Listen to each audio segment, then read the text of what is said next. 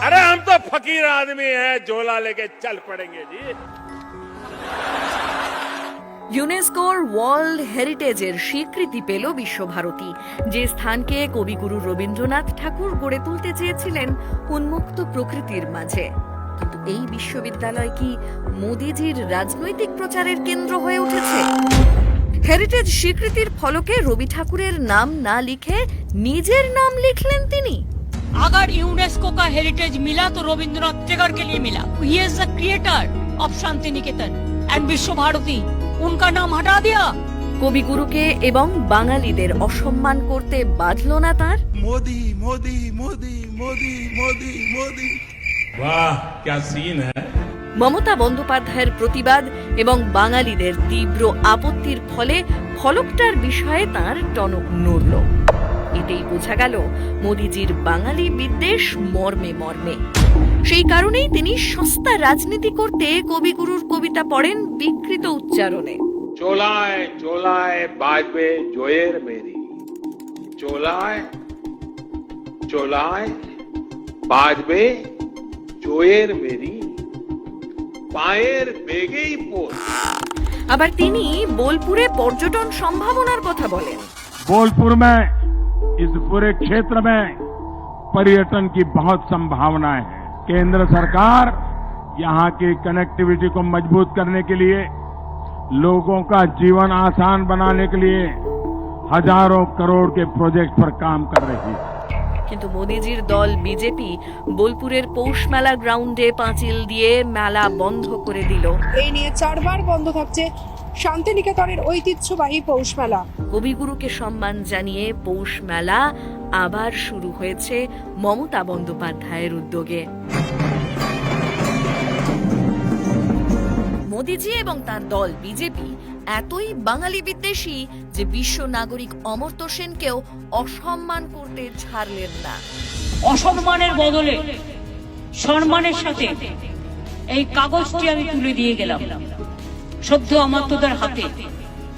আগামী দিন তাকে অসম্মানিত করার চেষ্টা যেন এইভাবে বিজেপিরা না করে। বোলপুরের প্রাণ কবিগুরু কৃষকদের উন্নয়ন নিয়েও ভেবেছিলেন। শ্রীনিকেতনে গড়ে তুলেছিলেন কৃষি গবেষণা কেন্দ্র। কিন্তু মোদিজি দিনের পর দিন কৃষকদের মিথ্যে আশ্বাস দিচ্ছেন। पीएम किसान सम्मान योजना से पश्चिम बंगाल के हर किसान परिवार के खाते में मोदी सरकार पैसा जमा कराना चाहती है। মোদিজি এতটাই বাঙালি বিদ্বেষী যে বাঙালি কৃষকদের প্রাপ্য টাকা দেবেন কথা দিয়েও দিল্লি ফিরে গিয়ে টাকা আটকে দেন। অন্যদিকে বাংলার রাজ্য সরকার কৃষকদের উন্নয়নের জন্য তৈরি করেছে কৃষক বন্ধু প্রকল্প। কৃষকদের পাশে থাকার অঙ্গীকার নিয়ে যে কৃষকদের বলেছিলাম যে যারা 5,000 টাকা করে পান তারা 10,000 টাকা করে পাবেন, আর যারা মিনিমাম পাবেন তারা 4,000 টাকা করে পাবেন। বাঙালি বিদ্বেষী বলেই মোদিজি এবং অমিত শাহ তারাপীঠের পবিত্র ভূমিতে দাঁড়িয়ে দুর্গা ও সরস্বতী পুজো নিয়ে মিথ্যে বলেন। हमारे बंगाल में सरस्वती पूजा करनी है तो तकलीफ, दुर्गा पूजा मनानी है तो तकलीफ, दुर्गा पूजा के बाद विसर्जन करना है तो आपको परमिशन नहीं मिलती है, सरस्वती पूजा करनी है तो आपको परमिशन नहीं मिलती है। তারা জানেনই না বাঙালিরা কত ধুমধাম করে সরস্বতী এবং দুর্গা পুজো পালন করেন। বাংলার ঐতিহ্য জানতে গেলে ধৈর্য ধরে বুঝতে হবে বাংলাকে, কিন্তু ধৈর্য আপনাদের নেই। জেনে নিন ইউনেস্কোর হেরিটেজ তালিকায় স্থান পেয়েছে বাঙালির দুর্গোৎসব। মাননীয় অমিত শাহ এই বোলপুর লোকসভার মাটিতে দাঁড়িয়ে বলে গিয়েছিলেন প্রত্যেক পরিবারের একজন করে তরুণকে চাকরি দেবেন। মোদিজিও বলেছিলেন প্রত্যেক বছর 2 কোটি যুবককে চাকরি দেবেন। 5 साल के अंदर हर परिवार से एक युवा को रोजगारी देने का काम ये भारतीय जनता पार्टी की सरकार करने वाली है। একটি সমীক্ষা অনুযায়ী দেশের 56% পরিবার চাকরি হারানোর ভয়ের মধ্যে রয়েছে। আরেকটি রিপোর্টে প্রকাশ 2024 সালে ভারতে 83% যুবক বেকার। প্রতি বছর দেশে 8 লাখ ছাত্রছাত্রী ইঞ্জিনিয়ারিং পাশ করেন, প্রায় 5 লাখ ছাত্রছাত্রী পাশ করার পর চাকরি পাচ্ছেন না। দেশ স্বাধীন হওয়ার পর থেকে বেকারত্বের হার মোদী সরকারের সময়কালেই সব থেকে বেশি।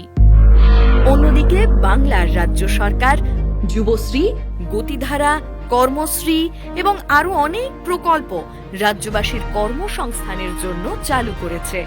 এই বীরভূম জেলায় কন্যাশ্রী, রূপশ্রী তো অব্যাহত রয়েছেই, তার সাথে বাংলায় 2 কোটি মহিলা সরাসরি লক্ষ্মীর ভান্ডার পাচ্ছে।